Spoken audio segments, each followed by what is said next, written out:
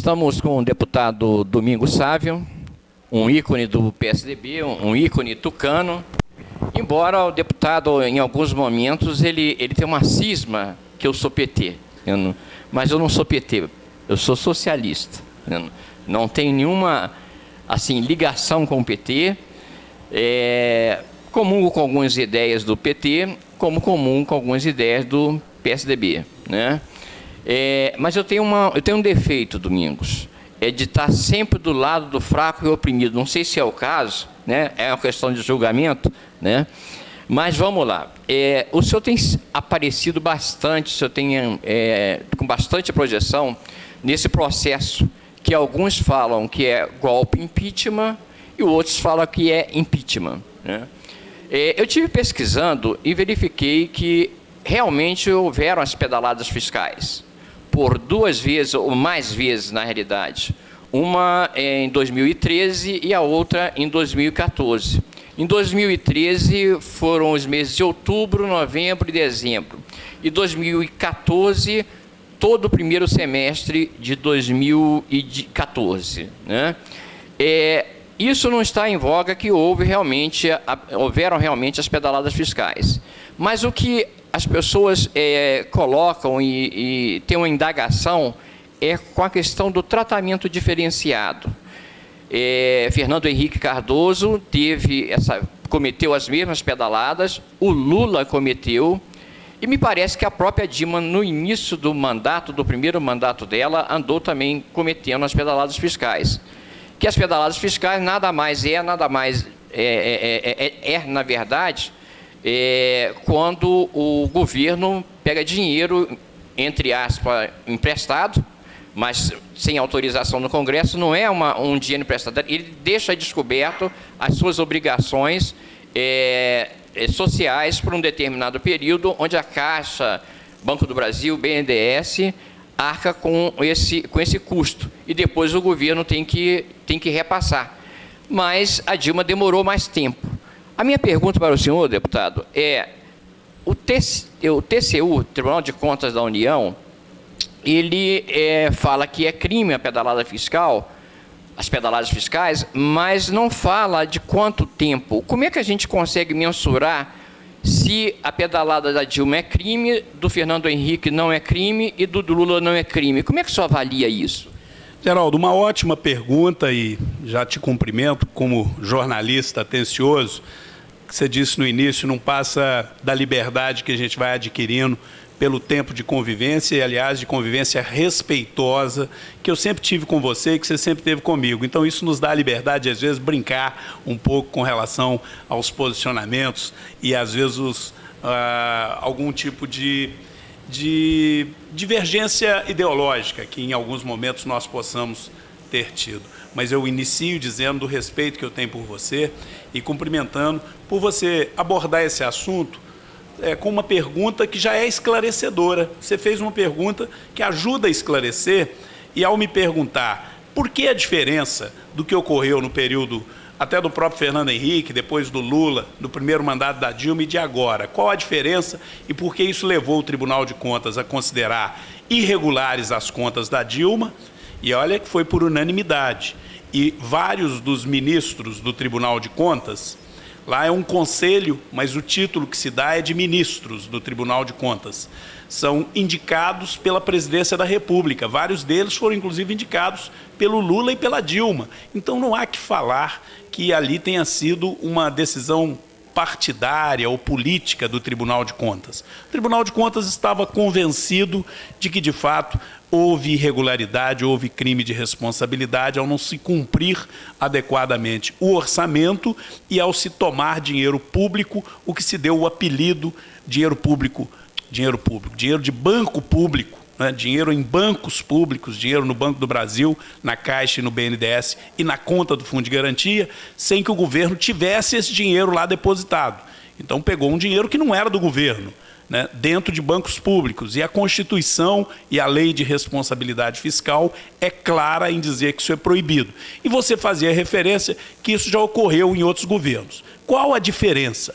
O que ocorreu em outros governos foi que de um dia para o outro, ou num lapso de tempo muito pequeno, entre o pagamento feito, por exemplo, de uma obrigação do governo, digamos, o próprio Bolsa Família, que já existia na época do Fernando Henrique, com o nome de Bolsa Escola, de Vale Gás e de outros programas sociais, ou no caso dos programas habitacionais, que ganham o nome de Minha Casa e Minha Vida, no período da Dilma e do Lula, mas que já existiam nos programas anteriores, a Coab aqui, o Danilo Passos, por exemplo, aqui em Divinópolis, é fruto de um programa habitacional ainda lá da época do regime militar.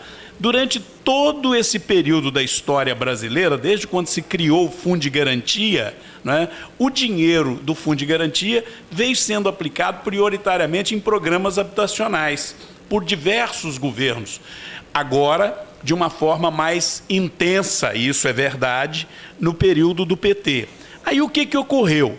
O governo passou a sacar valores maiores do que o que ele tinha de saldo na conta. Voltando agora à comparação. No período do Fernando Henrique, do Lula e do primeiro mandato da Dilma, isso quando ocorreu por um pequeno lapso de tempo, às vezes de um dia para o outro. Hoje é dia de debitar o Bolsa Família na conta do governo. O saldo do governo é, digamos, de 50 milhões de reais, ou de 100 milhões de reais, tudo valores muito grandes. E tinha uma diferença lá de alguns milhões, e de um dia para o outro, o governo cobriu. O governo cobriu na sequência. Às vezes, num dia que debitava para um grupo de pessoas, sobrava um pouco de saldo na conta do governo, às vezes, no outro dia, faltava e o governo tinha que buscar aquele dinheiro em alguma outra conta que ele tivesse e cobrir o saldo. Isso vinha ocorrendo, inclusive, no período da Dilma. Quando chegou o ano de 2013, 2014, no mandato anterior da Dilma, mas já aproximando da eleição, o governo, sabendo que o país já enfrentava dificuldades, mas querendo passar a ideia para o eleitor de que o país estava vivendo um momento de fartura, o governo aumentou os gastos públicos e começou a ficar com saldo negativo nessas contas. Mas não foi de um dia para outro. Foi mês inteiro, 1 mês, 2 meses, 3 meses, 4 meses, devendo bilhões de reais. Chegou, Geraldo, a 57 bilhões de reais a dívidas somadas Caixa Econômica, Banco do Brasil, Fundo de Garantia e BNDES. O governo veio, inclusive, dar uma explicação de que foi, olha, seria desumano não pagar o Bolsa Família. Esse dinheiro foi para pagar o Bolsa Família. Mentira do governo. O Bolsa Família não comprometeu nem 10% desses 57 bilhões. Foi algo abaixo de 5% o valor que ficou se devendo na Caixa Econômica relativo a Bolsa Família e Minha Casa Minha Vida. O maior volume desta dívida, mais de 20 bilhões de reais, o governo gastou com subsídio de grandes empresas, inclusive multinacionais, levando vantagem com o dinheiro público, tendo benefícios fiscais, tomando dinheiro emprestado no BNDES, o governo autorizando, mandando o BNDES emprestar com juro, por exemplo, de 3% ao ano, sendo que o BNDES captava esse dinheiro no mercado com juros de 9%, 10% ao ano. E, pelo contrato, o governo tinha que complementar a diferença para o banco não quebrar. Ou seja, isso é chamado subsídio, é o governo ajudando alguém que vai pegar um dinheiro emprestado no banco. E este alguém, no caso, era, na sua maioria, grandes empresas. Então, o governo administrou mal as contas públicas. E para fazer uma comparação singela, que eu acho que a gente tem que fazer só para ajudar a orientar, não estou dizendo que é uma coisa igual a outra. Mas, por exemplo, você tem aqui na porta do Costa Rangel, onde nós estamos conversando, um determinado espaço que está dizendo que é carga e descarga, ou que é estacionamento proibido, tá certo? E você chega para deixar um passageiro, ou para, por algum segundo, entregar um documento, ou fazer alguma coisa de, como é muito comum até nas portas de escola, deixar uma criança. Você para por alguns segundos naquele local. Chega o agente e diz, olha, você não pode ficar parado aqui. E você dá a volta no quarteirão e, portanto, não é submetido à multa. Mas se você para, fecha o carro e deixa ele passar o dia ali, quando você voltar vai ter uma multa, vai ter uma punição. Então, o que ocorreu com a Dilma, guardadas as devidas proporções, é que alguma coisa que vinha sendo feita, mas sem trazer um prejuízo para a economia brasileira, era apenas de um dia para o outro, ela fez como regra. Ela passou a usar dinheiro que o governo não tinha e colocou a economia do Brasil em colapso. E a consequência dessas decisões erradas e ilegais da Dilma é o que está acontecendo aí hoje no Brasil. O desemprego crescendo, o país com déficit público, quando vai fechar o balanço no final do ano, gastou muito mais do que arrecadou, e isso acaba afetando a vida das pessoas. Por isso que é crime, crime de responsabilidade. A Dilma sendo cassada, ela não vai para a cadeia no dia seguinte. Por isso também que ela não é julgada, né, pela justiça comum. É um julgamento político, sim, pelo Congresso, por ela ter cometido um crime de mal administração pública. Deputado, só discordando do senhor, o que eu li e as informações que a gente tem é que esses descoberto que ficou do Fernando Henrique, assim como do Lula, com relativo aos planos sociais, chegava a 30 dias, e no Fernando Henrique, um dos períodos, chegou a 60 dias, tá? Então, só que o período da Dilma, com certeza, isso daí não resta dúvida, foi menor. Mas não chegava maior, né? Desculpa, foi maior. Mas não chega, em alguns momentos era variável. Tinha momento que era de um dia para o outro, mas tinha alguns momentos que chegava a 30 e chegou a 60 dias, ao passo que Dilma chegou a 90 dias e até mesmo a 6 meses. Né? Mas eu queria fazer uma outra pergunta para o senhor. Com relação ao Cunha, que coisa esquisita, deputado. Muito esquisito é que o Cunha tenha comandado um carimbado corrupto, comprovadamente, já com processo no Tribunal, no TSF, né? Tribunal Superior Eleitoral, não, Tribunal STF. No STF, ele tenha comandado a votação e que, na verdade, o mundo inteiro está falando aquilo foi um circo, deputado. A gente há de convir que dedicar um voto tão importante quanto foi a decisão de autorizar ou não a abertura do impeachment contra Dilma, pessoas homenageando, como foi o caso do Bolsonaro, como foi o caso aquela esposa daquele prefeito de Montes Claros, que foi até matéria do Fantástico ontem, aquilo foi uma certa palhaçada. O senhor há de convir também que vocês, oposição, estrategicamente deixaram o Cunha. Como é que o senhor analisa isso? Olha, primeiro com relação ao Eduardo Cunha. Desde o primeiro momento, nós do PSDB, fomos, aliás, o primeiro partido de oposição a, de uma maneira formal, levar ao Procurador-Geral da República, que fui eu que levei, um pedido ao Procurador-Geral da República para que o Procurador-Geral da República solicitasse ao Supremo a agilização no processo do Cunha e que o Procurador pedisse ao Supremo, em caráter de liminar, que determinasse o afastamento do Cunha, do Eduardo Cunha, da presidência da Câmara. Então, nós do PSDB cumprimos o nosso dever, indiferente de partido, e vou te dizer mais. Como até agora o Supremo não tomou essa decisão, e quem julga os parlamentares é o Supremo, é o Judiciário. Na Câmara há um processo no Conselho de Ética contra ele, que o PSDB votou contra o Eduardo Cunha e vamos votar pela cassação do Eduardo Cunha. Eu te diria que devemos votar por unanimidade, o PSDB inteiro, pela cassação do Eduardo Cunha. Então, uma coisa é o problema do Eduardo Cunha, outra coisa é o problema da Dilma, outra coisa é o problema da Lava Jato, que envolve diversos partidos. Nós somos pela punição a todos os envolvidos, sem exceção. Então, desde o primeiro momento, nós nos manifestamos contra o Eduardo Cunha. O fato de que o processo do Eduardo Cunha ainda está em andamento não justificava parar o processo de impeachment. Até porque o processo de impeachment, a única coisa que o Eduardo Cunha faz, e que é obrigação dele, indiferente se ele está sendo acusado ou não, é instalar o processo de impeachment. Porque ele é obrigado, ele é o presidente da Câmara. Ele nem vota. E ele segue um rito que foi definido pelo Supremo.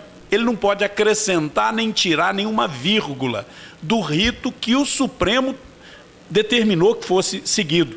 Por sinal, um rito que foi apresentado através de um voto de um ministro do Supremo que foi indicado pela Dilma agora recentemente, o ministro Barroso. O ministro Barroso foi indicado pela Dilma, um deputado do PT e um do PCdoB entrou com uma ação no Supremo, exigindo que o Supremo decidisse se o processo de impeachment era legítimo ou não. Aliás, o pedido era para dizer que o processo era ilegal, que o Supremo parasse o processo. Qual a decisão do Supremo? E que foi uma decisão acertada, foi dizer, não, não é ilegal, esse é um mecanismo da democracia. Se um presidente da República comete qualquer ilegalidade, ou se ele é acusado de cometer ilegalidade, ele terá que ser julgado, ele terá o direito de provar se cometeu ou não, e a Câmara tem sim o dever de julgá-lo, mas deve fazer o julgamento observando essas e essas regras. Foi assim o voto do Barroso, que foi o voto vitorioso dentro da sessão do Supremo, e o Eduardo Cunha está seguindo à risca isso. Agora, quanto à sessão, eu, graças a Deus, segui aquilo que a minha consciência manda e segui aquilo que tem sido a minha trajetória ao longo da minha vida pública, que todos em Divinópolis conhecem. Fiz um voto com clareza, com transparência, em cada canto em Divinópolis que eu ando, e em todas as cidades onde eu atuo, eu sou abraçado com entusiasmo. O meu voto foi em respeito, a expressão que eu usei foi essa, em respeito ao povo de Divinópolis, em respeito a toda a população de Minas Gerais, que eu tenho a honra de representar, em respeito ao povo brasileiro, que não suporta mais tanta corrupção, em respeito à Constituição brasileira, ainda mostrei um exemplar, em respeito à Constituição brasileira, não vai ter golpe, vai ter impeachment, que está previsto na Constituição. Por isso, meu voto é sim a favor do Brasil. Foi um voto em que eu dei a razão de ser do meu voto, com uma justificativa que é mais do que forte, que é de estar ali representando a minha gente, é isso que um parlamentar deve fazer. Agora, infelizmente, de fato, existem aqueles que fazem daquilo ali um circo. Tem gente que vai para a Câmara já com esse propósito de aparecer. Aliás, teve uma turminha, você viu lá, e todos que estão nos acompanhando viram, que ficaram pendurados lá na tribuna, lamentável, de papagaio de pirata durante horas e horas a fio para aparecer mais. Quer dizer, não faz o menor sentido essa vontade de aparecer. Outros aproveitaram os 10 segundos para fazer uma besteira para aparecer, julgando para a sua plateia. O caso do Bolsonaro, por exemplo, é deprimente alguém querer elogiar um torturador. Mas eu vejo um lado positivo nisso, Geraldo. Sabe qual é o lado positivo? Eu estava começando a encontrar pessoas que são oposição ao governo que está aí, mas que são contra a ditadura, mas são oposição ao governo.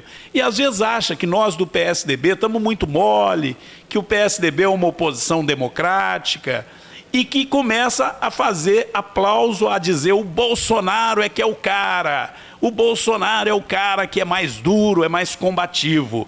Ora, ali ficou claro para o Brasil que o Bolsonaro é uma pessoa que continua ligado de maneira muito forte ao regime da ditadura militar, que foi um regime terrível, sim. Foi um regime em que não se respeitava a liberdade de imprensa, que não se respeitava a liberdade de opinião, que a pessoa que era divergente do regime corria o risco não só de ser presa, mas de ser torturada e de ser assassinada. Então, isso é uma página vergonhosa da história do Brasil, que nós não podemos esquecer. Eu, guardadas as devidas proporções, toda ditadura, seja ela ditadura populista, seja ela ditadura militar, elas são muito parecidas. Desde a ditadura do Hitler, a ditadura de Cuba, a ditadura do regime militar aqui no Brasil, elas são todas ditaduras que agridem primeiro a liberdade, tira a liberdade de imprensa, tira a liberdade de opinião e depois, se a pessoa insistir, a ditadura não vacila em matar, mandar para o paredão, mandar para as celas de tortura. Nós não queremos isso para o Brasil. Nós queremos sim combater a corrupção, queremos políticos decentes, mas vamos encontrar o caminho pelos meios democráticos e pelos meios que a Constituição prevê.